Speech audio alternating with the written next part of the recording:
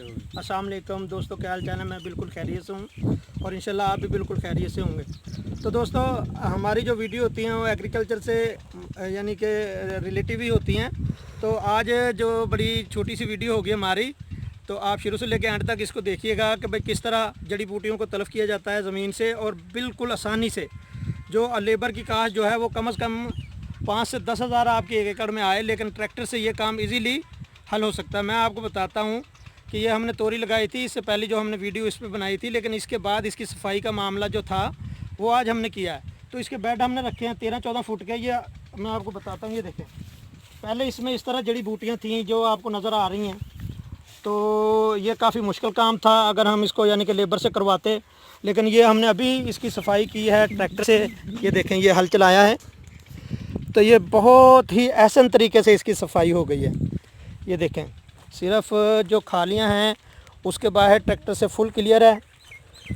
तो ये ट्रैक्टर से इजीली 2-3 लीटर में 1 एकड़ जो है फुल क्लियर हो जाता है। ये देखें, आपको दोनों तस्वीरें नज़र आ रही हैं कि एक साइड पे हल हमने चला दी हुई है, एक साइड आपको दिखाने के लिए अभी रखी हुई है।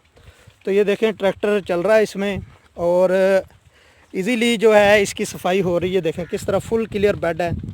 और ये जो खालियाँ हैं ये हमने इनकी कई से और रंबी से गोडी करवा ली थी, लेकिन बेड्स जो हैं ये हम हमेशा ही ट्रैक्टर से फुल क्लियर करते हैं।